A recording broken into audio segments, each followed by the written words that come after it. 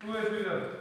So 2A switcher connection কৰিছে দিয়ে যেটো সেক্টৰ হ'ব লিখি ল'ব দে কিমান নম্বৰ জবাব হ'ব 17